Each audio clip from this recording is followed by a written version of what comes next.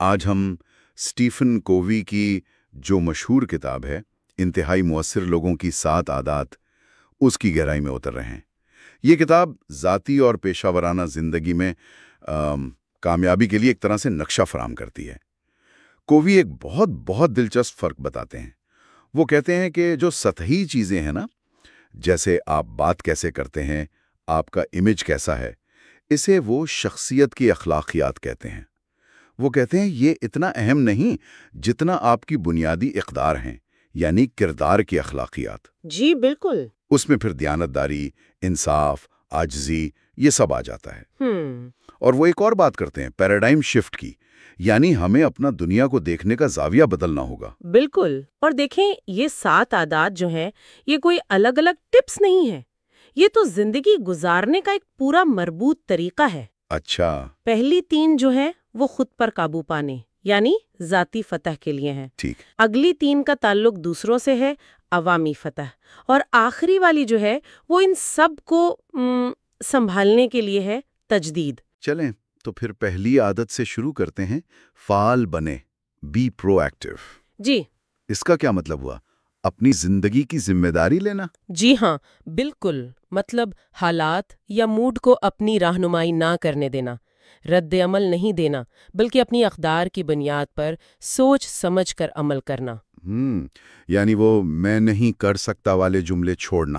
بالکل۔ اور اس میں اہم نقطہ یہ ہے کہ آپ توجہ دیں اپنے دائرۂ اثر پر، یعنی وہ چیزیں جن پر آپ کا بس چلتا ہے۔ شکایت کرنے کے بجائے یہ دیکھیں کہ آپ خود کیا کر سکتے ہیں۔ صحیح۔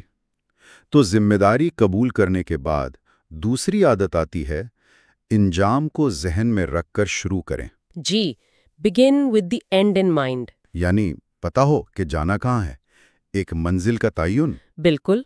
کووی کہتے ہیں نا کہ ہر شے 2 بار بنتی ہے، پہلے ذہن میں پھر حقیقت میں۔ اچھا۔ جی، تو اگر آپ کو اپنی منزل، اپنے اصول، اپنی اقدار ہی واضح نہیں تو آپ مؤثر کیسے ہوں گے؟ بات تو صحیح ہے۔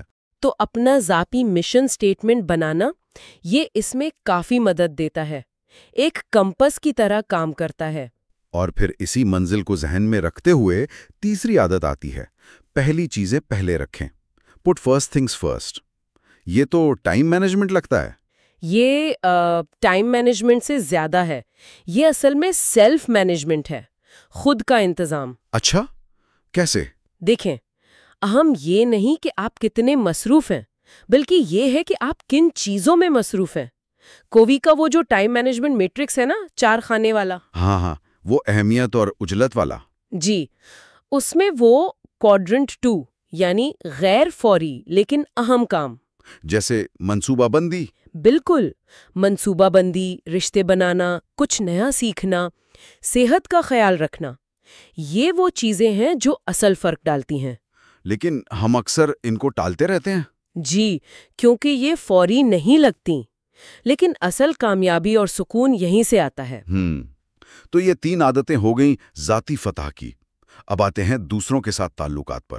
چوتھی عادت، جیت جیت سوچیں، تھنک ون ون۔ جی، یہ بہت اہم ہے۔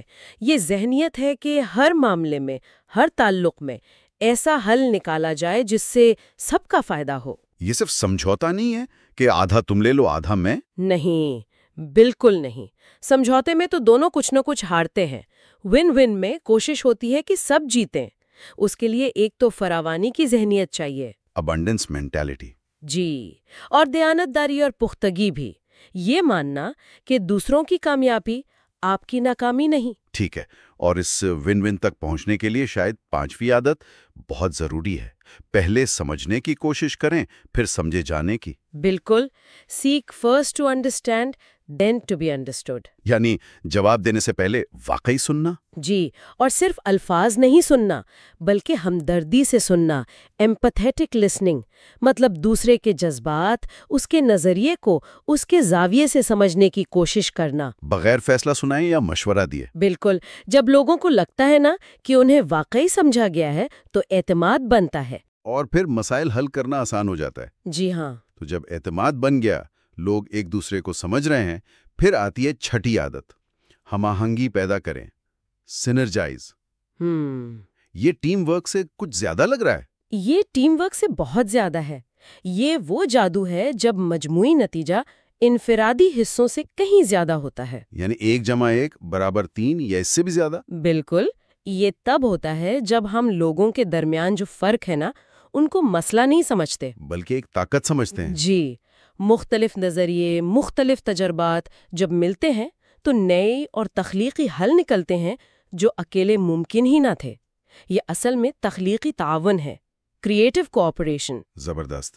تو یہ 6 عادات ہو گئی، لیکن ان سب کو جاری کیسے رکھا جائے؟ یہ تو تھکا دینے والا عمل بھی ہو سکتا ہے. اسی لیے تو 7ویں عادت ہے، آری کو تیز کریں، شارپن دی سا. اچھا، یہ کیا ہے؟ خود کی دیکھ بھال؟ جی بالکل، خود کی تجدید، مسلسل بہتری. اگر آپ مسلسل کام ہی کرتے رہیں گے اور خود کو ریچارج نہیں کریں گے تو کارکردگی کم ہو جائے گی. بالکل، آپ کی آری کند ہو جائے گی. کووی 4 شعبوں میں تجدید کی بات کرتے ہیں. کون کون سے؟ جسمانی، ورزش، اچھی خوراک، آرام. ذہنی، پڑھنا لکھنا، نئی چیزیں سیکھنا. سماجی یا جذباتی، دوسروں سے اچھے تعلقات، خدمت کرنا.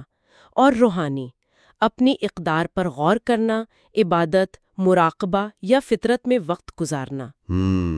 یہ توازن کے لیے ضروری ہے. جی، یہ عادت باقی 6 کو زندہ رکھتی ہے، انہیں توانائی دیتی ہے. میں نے سنا ہے کہ کووی نے بعد میں ایک 8ویں عادت بھی شامل کی تھی. جی ہاں، ان کی ایک اور کتاب آئی تھی 8ویں عادت. وہ ہے اپنی آواز تلاش کریں اور دوسروں کو ان کی آواز تلاش کرنے کی ترغیب دیں. اچھا، اپنی آواز تلاش کریں. جی، یعنی اپنی منفرد صلاحیت، اپنا جذبہ، اپنا مقصد پہچاننا اور پھر دوسروں کی مدد کرنا کہ وہ بھی اپنی اندرونی آواز کو سنیں اور اس پر عمل کریں. زبردست. تو خلاصہ کریں تو یہ عادات ایک سفر ہیں جی، جو ذاتی ذمہ داری سے شروع ہوتا ہے، بالکل. پھر دوسروں کے ساتھ مثبت تعلقات بناتا ہے، باہمی انحصار والے. اور پھر مسلسل بہتری اور تجدید کی طرف جاتا ہے. بالکل. یہ کردار بنانے کا ایک مکمل نظام ہے، یہ کوئی شارٹ کٹ نہیں ہے. اندر سے تبدیلی لانے کا عمل ہے. جی، کووی کا وہ کال یاد آ رہا ہے، خیال بو، عمل کاٹو، عمل بو، عادت کاٹو. عادت بو، کردار کاٹو، کردار بو، تقدیر کاٹو. بہت گہری بات ہے. صحیح.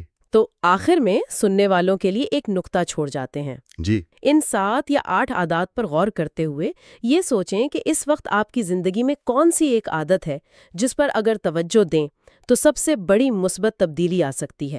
وہ کون سی ایک چیز ہے؟ اور پھر یہ سوچیں کہ اس پر عمل کرنے کے لیے آج، ابھی کون سا پہلا چھوٹا سا قدم اٹھایا جا سکتا ہے. بس وہ پہلا قدم.